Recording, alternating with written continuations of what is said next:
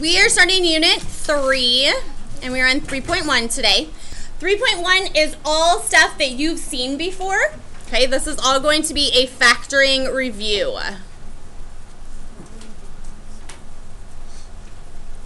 Factoring review.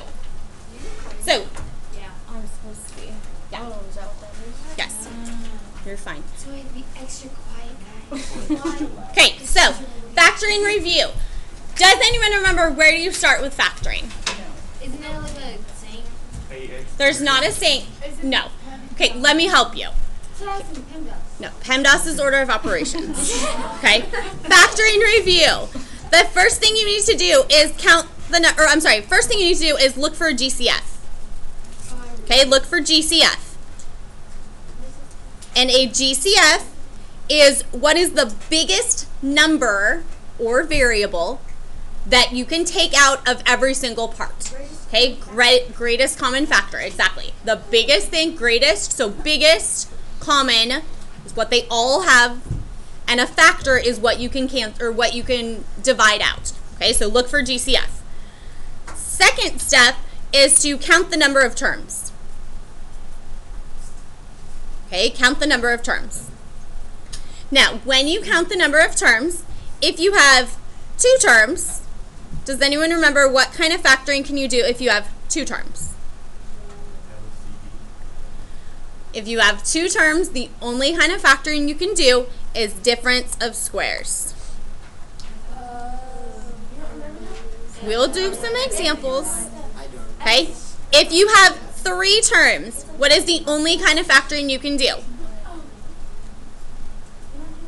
Trinomial factoring. Okay? 3 tri. The prefix. And if you have 4 terms, does anyone remember what is the kind of factoring you can do? I don't know. Oh, isn't it the square? No. Just kidding. Grouping. 4 terms, grouping. Okay, so this is a little flow chart to tell you exactly what kind of factoring you're going to do.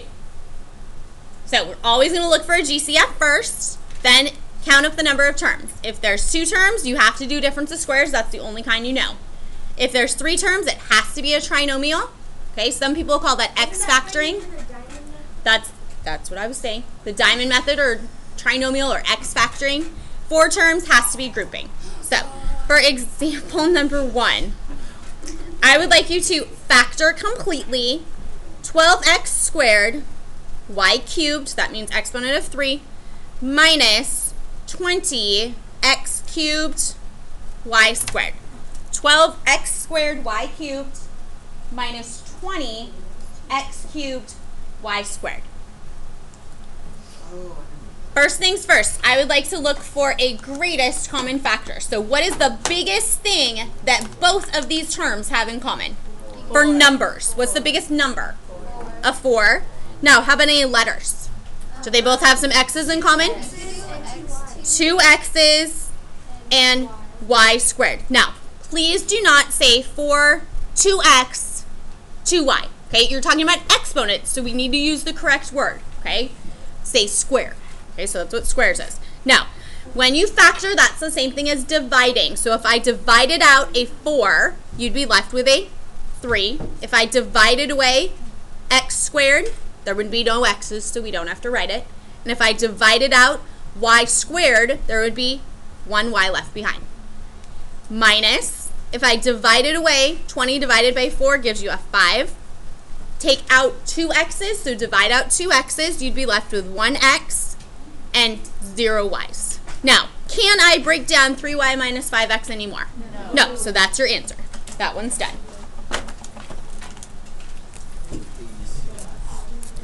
So that was using just GCF. Okay, let's try another one. Next kind, if I give you x squared minus 4. X squared minus 4. First thing is look for a GCF. Is there anything in common? No. So now go back to our flow chart. 2 terms means the only thing it could be is difference of squares. And this is difference of squares. Well, I'm just telling you what kind it is.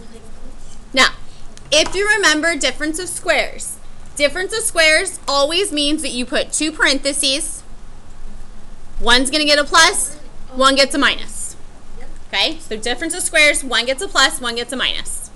So here, you're going to get two parentheses. One gets a plus, one gets a minus. Now, is x squared something squared? Yes, it is x. So put an x at the beginning of each. Is 4 something squared? Yes. It is a what squared? 2. A 2. So 2 goes at the beginning and at the end. That's your answer. X plus 2, x minus 2. Now, to be difference of squares, it has to have a couple of prerequisites, okay? Has to have a minus in between because that means it's difference. Okay, difference in math means minus in between. Okay, and there has to have two squares. So two things squared. Okay, so to be a difference of squares problem, it has to have a difference and there has to be a square, two squares. Okay, it's kind of definition in the name. Okay, let's try another one. For number 3, I would like you to factor completely 4 minus 16 x squared. 4 minus 16 x squared.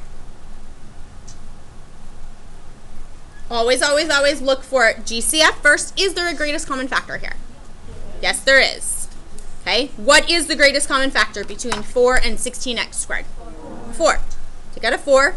What's left behind is a 1 minus 4x squared. Okay, remember, if you take it all away, if you divide it all away, there has to be a placeholder of 1 there. Okay, we're not subtracting, we're dividing. Remember that. Now, can I factor this any further? Yes.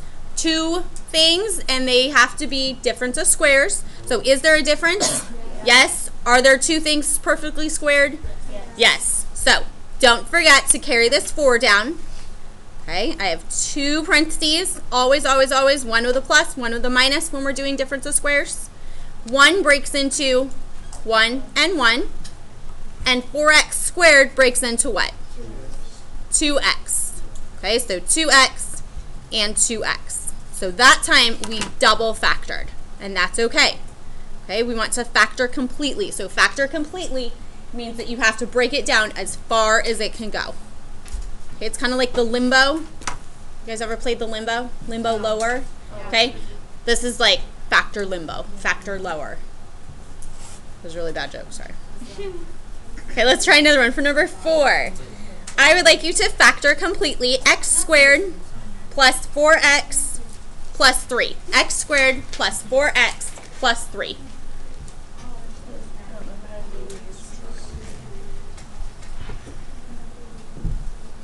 Now, some people may have learned the diamond method. Some may have used X factor, whatever, okay? What I want you to know here is this is a trinomial. Oh, I'm sorry. First look for GCF. Is there a greatest common factor here? No. So first look for GCF. There was not one. Then we count the number of terms. This has to be a trinomial, okay, because there's 3 terms. Now, what you need to remember about trinomials is the signs, okay? So I'm going to make you a little chart for the signs, okay? If you have, and I'm going to use variables of a, b, and c, okay? Excuse me, coefficients of a, b, and c. They just represent numbers. So if you have something with an x squared plus something plus something, right? If you have plus plus, how could you possibly multiply to get a positive at the end? Okay, let's think about it. If I want to multiply to get a positive at the end, what do I have to have in the middle? Both of the same sign. They both have to be plus or both have to be minus, right? So if it's plus at the end, you know you have 2 of the same things in the middle. Excuse me? No, there's not a song for this. So if it's plus at the end, they're both the same as the middle. So these would both have to be plus. Okay? Plus at the end means they're both same in the middle.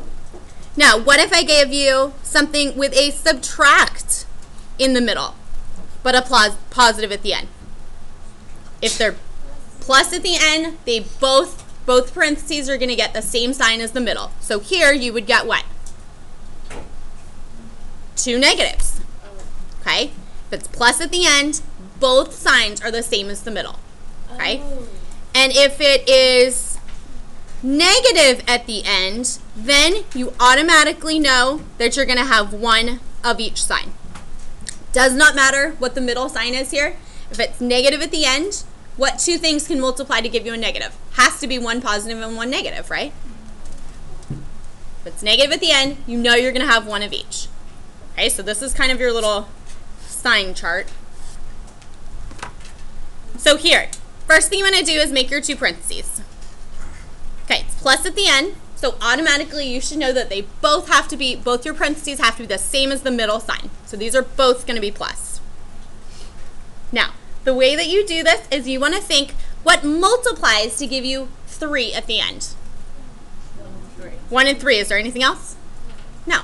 What multiplies to give you 3 at the end and adds to give you 4? Does 1 and 3 work? Yes. So a 1 and a 3. X squared breaks down to x and x. That's your answer. X plus 1 and x plus 3. Now I know you guys haven't done factoring in a little while, so it might take a little bit before your brain refreshes on this. Okay, let's try another one. Number 5. Okay, how about if I give you x squared minus 7x plus 12?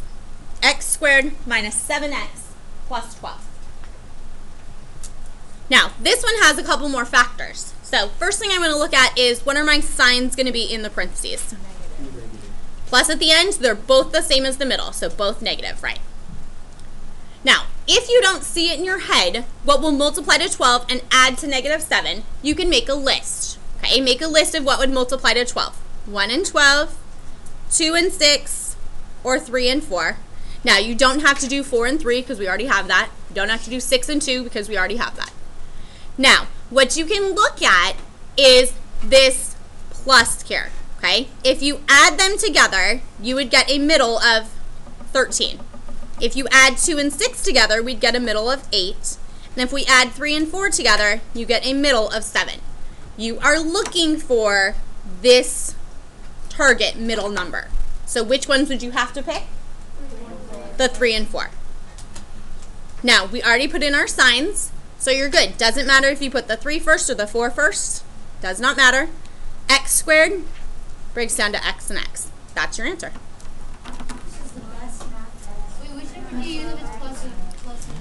I'll show you. Okay, I'm going to show you what happens if you have a plus and a minus. Okay, let's try another one.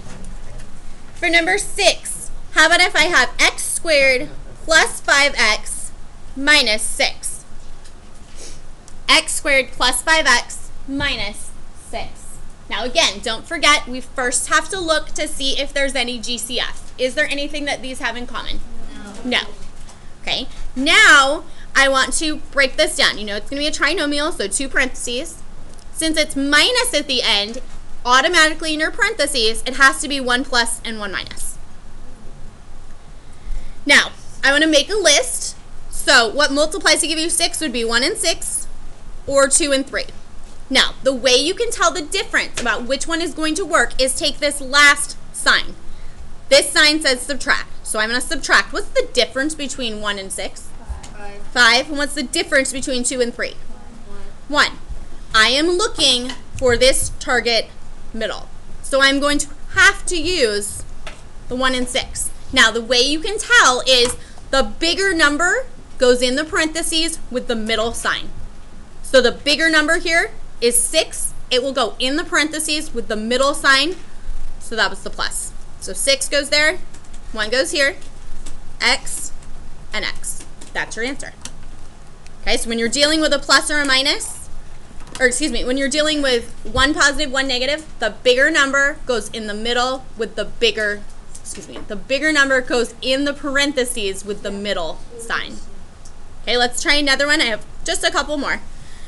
For number 7, x squared plus 64. X squared plus 64. X squared plus 64.